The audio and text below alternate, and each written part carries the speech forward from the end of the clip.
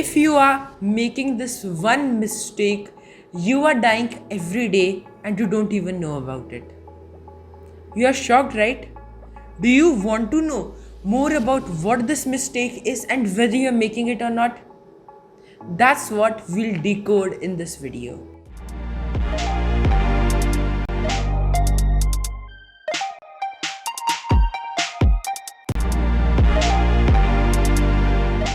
If you have watched the movie Shawshank Redemption, it's a very famous one, then you have most probably heard this line: get busy living or get busy dying. Even though it's just a one phrase, it has a lot of meaning. And if we dive deep into it, we can exactly understand what we are doing with our lives. Either we are living them to the fullest, or we are instead dying every day until we meet our actual death. In life, whatever we do, it first comes here and then it turns into reality.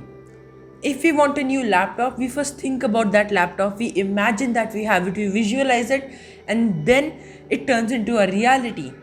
In the same way, if we make this mistake, if we get busy dying, and if we don't do things that we love, if we don't do the right things, then we are just mentally actualizing death. We are saying that no, I'm going to die. We don't say this to ourselves directly, but that is what goes in our subconscious mind. And then until afterwards, 10, 20, 30, 40 years, we keep living and dragging our life that way, and then we actually die. Do you want that kind of life? A life where you're doing things you hate, you don't like your job, you don't like your relationships, you don't like the people you spend time with, and still you're just spending your life and you're dragging along, like one step, the second step, the third step, and you are not happy and you're always tired. Do you want that kind of life? Most probably you don't want that, because you actually want to do something that you love. You want to follow your passion. You want to have great relationships in life. You want to meet with great people. And all of that happens when you get busy living. So let's just understand this phrase very simply. What does it actually mean to get busy living or get busy dying? We all have had our past.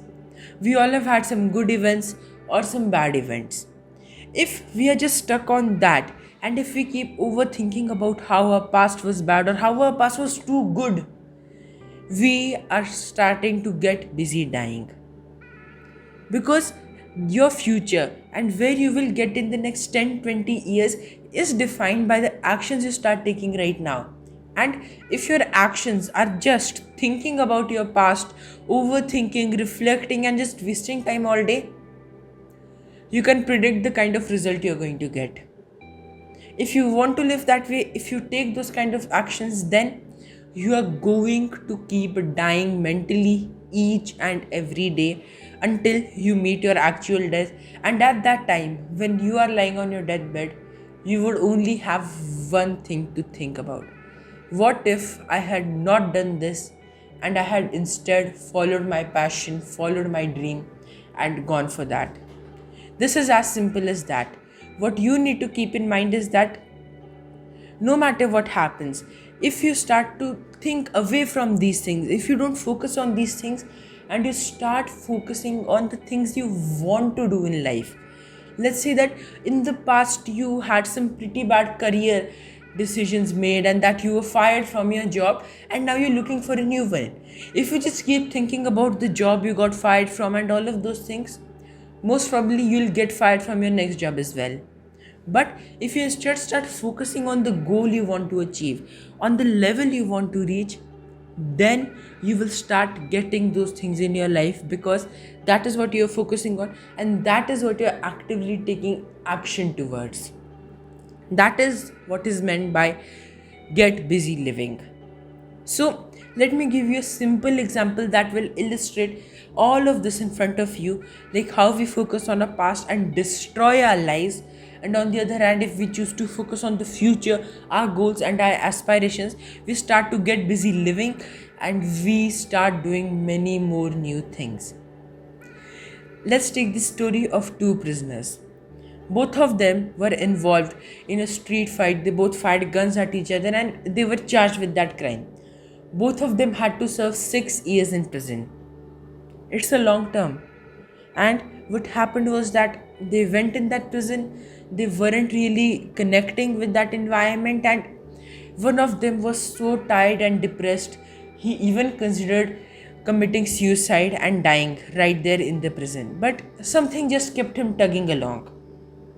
He moved along well, he did some new things, and the life was okay for him. He didn't like it, he wanted to get out as soon as possible. And for the other one as well, the case was the same. He did not like the prison, he wanted to get out as fast as possible, and he wanted to make something new of his life. Both of them suffered from prison fights, they both had been beaten up sometimes, and it was pretty traumatic. It was very depressing, it was not very well at all. And after 6 years, both of them were released from prison. One of them was tired, exhausted, traumatized by what had happened to him in prison, and did not want to live life at a grand and a large level. He went walking to his house, he was tired, he was sad, he was depressed. But on the other hand, the other guy was jumping with joy. He was like, yes, I'm gonna make my life now.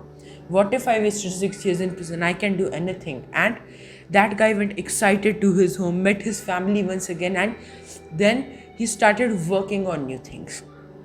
He had that vision of creating a rehabilitation center for prisoners because there isn't often a lot of support. He found out that in his area. So he wanted to create something like that.